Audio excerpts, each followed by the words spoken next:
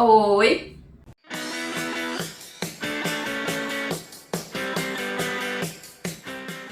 Meu nome é Vivian e seja bem-vindo ao canal Escreva-me. Hoje eu gostaria de falar com vocês sobre capas, um elemento importantíssimo no nosso livro. Eu trarei para vocês 5 pontos para prestar atenção. Mas antes, claro, clique no botão gostei porque ajuda muito o YouTube a divulgar o vídeo. E se inscreva no canal se você ainda não foi inscrito. Bom, existem umas coisas que você precisa prestar atenção na hora de fazer a sua capa. Para começar, o público-alvo. Existe uma diferença drástica de um livro com uma capa para um público mais infantil, para um público mais adulto, ou até mesmo para o que o seu público gosta de ver. Percy Jackson, por exemplo, é um livro que é um público mais infanto-juvenil. Público-alvo, né? Apesar de que adultos nós também gostamos, o público-alvo é esse. Então tem uma ilustração, uma pegada um pouquinho mais de fantasia infanto-juvenil. O segundo ponto que você tem que prestar atenção é a essência da história. Porque um livro com uma pegada mais romance, mais good vibes, vai ser diferente, por exemplo, de um romance mais drama, que vai arrancar lágrimas dos seus leitores. Então isso já vai mudar completamente o clima da história. Por exemplo, Harry Potter. Eu vou ter que mexer aqui no meu cenário. Polêmicas da autora, a parte que eu estou falando de capa, olha como o clima da primeira capa muda bastante para o clima de Relíquias da Morte, por exemplo.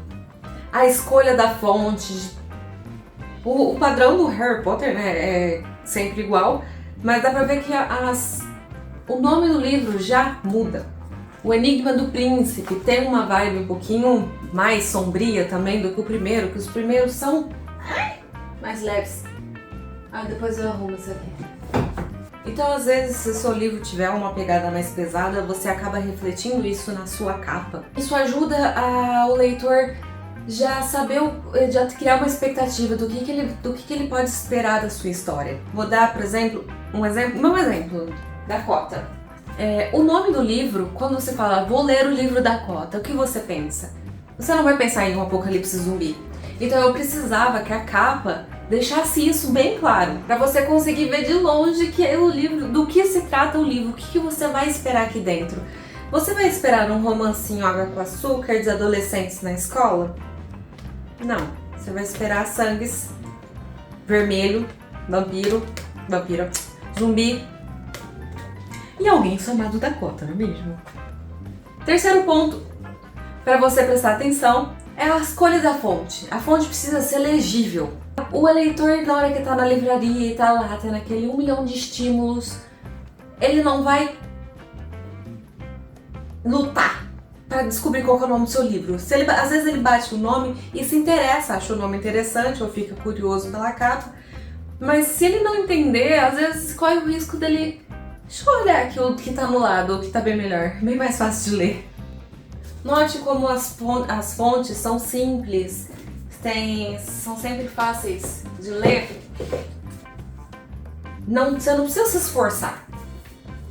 Às vezes algumas fontes têm uma pegada mais fantasia, algo para o seu gênero, você pode pensar nisso, mas elas precisam ser legíveis.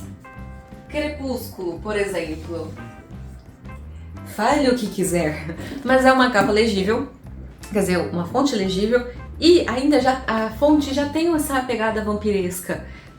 Então você pode pensar em considerar tanto a legibilidade da fonte, quanto até alguma pegada mais de fantasia, algo com uma pegada mais vampiresca, asiática, se sua história tiver esse tema. Que inclusive teve uma das vezes que uma das fontes que veio de Dakota, eu achei que tava com uma pegada muito asiática e eu falei isso pro cabista. Eu pedi para um outro tipo de fonte, né? Porque a história não tem tão cheirinho de Ásia pra ter aquilo. Um exemplo de fonte com tema. Scott Pilgrim. Ele tem essa pegada meio de letra de videogame. Atrás também, até nas informações, tá adequado ao livro. O quarto ponto que você precisa prestar atenção é se a sua capa está poluída demais, a poluição visual. Ela precisa apresentar clareza. Sim, pode ter elementos, pode ter vários detalhezinhos que quanto mais você olha, mais você descobre de coisas, mas precisam conversar. Às vezes uma capa de muita coisa, uma paleta de cores, por exemplo, um livro com 50 cores diferentes e fontes diferentes, saiu 4 tipos de fonte, é muita coisa, muita informação. Vamos lá, um exemplo de Game of Thrones.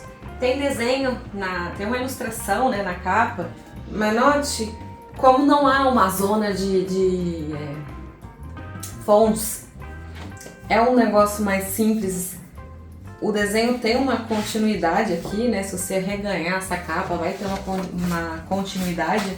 O Percy Jackson, a Maldição do Titã, tem detalhezinhos, várias coisas para você notar na ilustração. Você pode ficar observando a ilustração, mas não está poluído, não é algo que você fala, misericórdia, o que está acontecendo aqui? Faz sentido, entendeu? Um exemplo aqui de capa mais diferentona, digamos assim. Ela toda detalhada e ela tem detalhes tipo na capa inteira, então, mas não é algo que sobrecarrega o olho, digamos assim. E vocês devem ter notado também uma questão das cores. E eu vou trazer um vídeo aqui pra vocês especialmente de cor de capa. Porque são vários detalhezinhos que eu acho que merecem um vídeo especialzinho pra isso. E por fim, uma coisa que você deve considerar é quando você está trabalhando em uma saga, uma série, precisa ter consistência. Lembra quando você a capa do Harry Potter, que elas têm elas são sempre uma ilustração, mas o logo do Harry Potter é igual. Então você consegue identificar que ali tem uma similaridade e às vezes a pessoa já identifica que é da mesma série, mesmo sem conhecer do que se trata. A questão de Crepúsculo, essa capa com uma ilustraçãozinha simples, um negocinho mais minimalista, o nome da autora, o negócio. Elas conversam. As Peças Infernais, o mesmo estilo de capa, dá pra ver que elas têm uma constância. Colocando meus livros tudo fora de ordem. Tô derrubando tudo também. Scott Pilgrim. Tudo faz sentido, então pode ter cor diferente, que nem Jogos Vorazes. São 3 cores diferentes, mas elas têm até uma continuidade do tordo preso pro tordo quebrando as correntes e até que o tordo liberto. São cores diferentes, mas as fontes, a fonte é a mesma, tem uma continuidade, né, na capa.